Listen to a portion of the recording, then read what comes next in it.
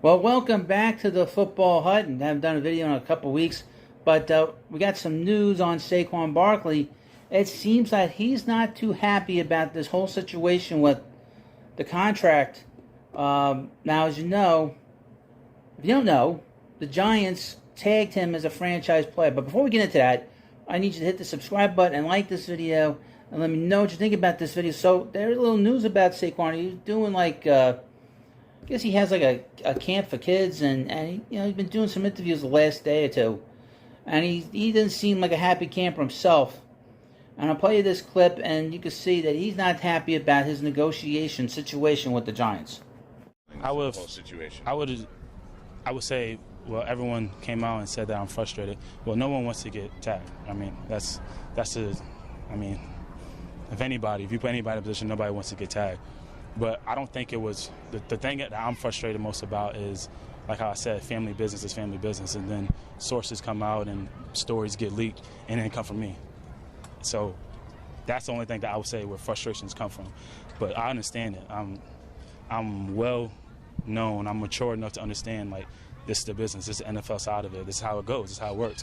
So me getting tagged, was I upset about it? No one wants to get tagged. But to sit here and say I was frustrated, I was mad, I was upset, what really got me upset is that the stories that got leaked out and how misleading they were and how untruthful they were. And I feel like it was trying to, like, paint a narrative of me or paint a picture of me that's not even the truth, not even close to being the truth.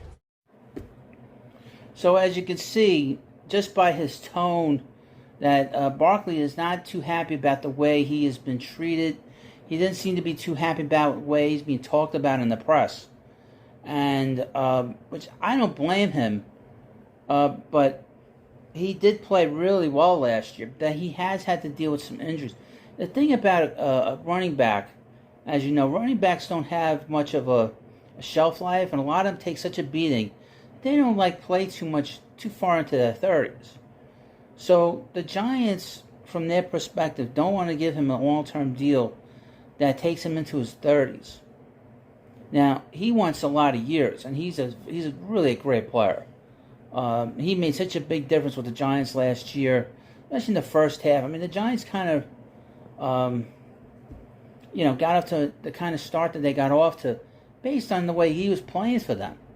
So I guess he feels, he's that important. Now, the Giants have made a lot of improvements to the wide receiver core. They also drafted and signed running back Eric Gray through the draft.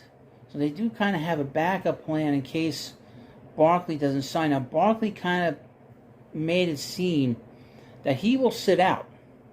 And not play in 2023. That's very disheartening. As a Giants fan, I want to see him play. The Giants, that is a huge weapon to have in your backfield.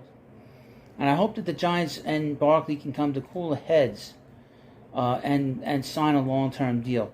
Barkley was none too happy that the Giants tagged him, and in this clip you saw him. He wasn't too happy about that, but that's part of the system that you agree to if you're a professional in the NFL. But you let me know what you think about this video. We'll keep our fingers crossed and hope that the Giants sign Barkley before we get to training camp. Because once training camp starts, we're going to have a big problem with him, because then he'll be behind everybody else, and you can get injured much easier if you don't have training camp. So thank you for watching. Please subscribe to the Football Hut, and I'll see you later.